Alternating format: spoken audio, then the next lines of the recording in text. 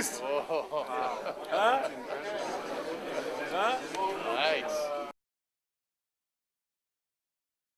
On est venu ici et on distribue à toutes les télévisions du monde un petit film sur les gens qui souffrent du réchauffement climatique. Ça, c'est la meilleure façon, si tu veux, de parler du changement climatique.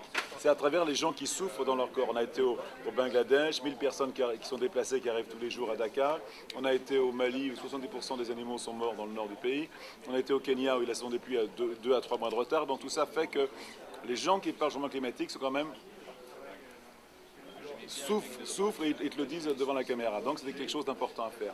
Et puis en même temps, c'est bien d'être là, quoi. Je crois que c'est un moment historique, c'est important, un peu comme vous, d'être là. On vit un moment historique, quoi, quelque part. Ce chef d'État qui parle Et ce qui m'a frappé ici, c'est qu'il y a un espèce de consensus entre les ONG, les dirigeants, même les industriels qui sont là pour changer les choses. Toi, c'est très... Ça me rend optimiste de voir qu'il y a, en fin de compte, il y a un peu d'amour, quoi. Derrière toi, on sent bien que c'est pas tendu, l'ambiance n'est pas si tendue que ça. Voilà pourquoi je suis là et qu'est-ce que j'en attends. Bien sûr, des décisions. Tu sais, ici, c'est vérité. On doit reconnaître qu'il se passe quelque chose et donc que les pays riches émettent des gaz à effet de serre et que donc notre vie a un impact sur le changement climatique. Ça, c'est la vérité. Justice. Il y a des pays qui n'ont jamais émis de CO2 et qui souffrent aujourd'hui changement climatique, donc c'est notre rôle de les aider, sans non plus, je ne suis pas partie de ces gens qui pensent qu'il faut aider à tout prix, il faut les aider à se développer différemment.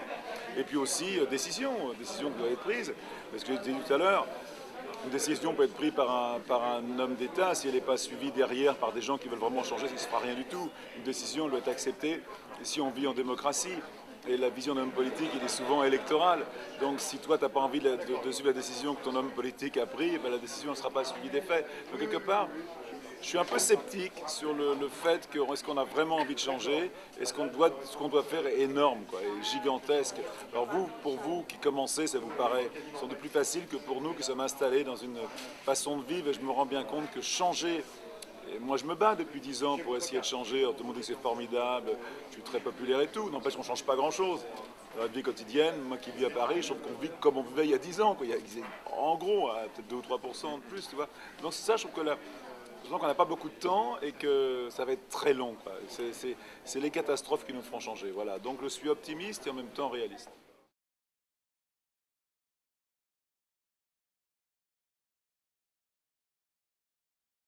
Non, parce que mon travail, moi, c'est de convaincre l'opinion publique. Moi, je travaille sur la masse. C'est pour ça que ce qu'on fait, c'est des choses qu'on distribue à la télévision. Parce que je pense que quand quelqu'un souffre du changement climatique, il en parle beaucoup mieux qu'un homme politique, qu'un journaliste ou qu'un scientifique. Donc moi, je veux faire changer, on est très ambitieux, on veut faire changer l'opinion publique, quoi, à la base, ce qui est le plus important. Et ça, c'est difficile à faire. Et Home n'est pas fait pour les politiques, il est fait pour l'opinion publique. Maintenant, les hommes politiques, ils sont comme les autres. Hein. Je pense que quelqu'un qui voit Home et quelqu'un qui voit Age of Stupid, qu'on va voir tout à l'heure, eh bien, il est comme les autres, il va essayer de changer. Je pense que les hommes politiques aussi sont tellement dans leur bulle à écouter tout le monde. Ça doit être très compliqué d'être un homme politique aujourd'hui avec tous les problèmes économiques. C'est facile de dire faisons des voitures électriques, ne donnons pas de primes à la casse, mais qu'est-ce que tu fais des mecs qui sont au chômage? Donc, on est un peu dans le beau rôle à critiquer. Je pense qu'aujourd'hui, c'est très difficile de diriger un pays dans cette crise économique, une crise écologique qui est devant nous et que tout le monde veut reconnaître. Ce qui est très intéressant, c'est qu'en fin de compte, et je passe mon temps à le dire, c'est qu'on ne peut pas croire à ce qu'on sait. Tout le monde sait ce qui va arriver, personne ne veut y croire. Mais ça nous paraît trop énorme, ça nous paraît impossible de changer de chemin. Et il faudrait changer radicalement de chemin. Pas radicalement, j'exagère, mais moi...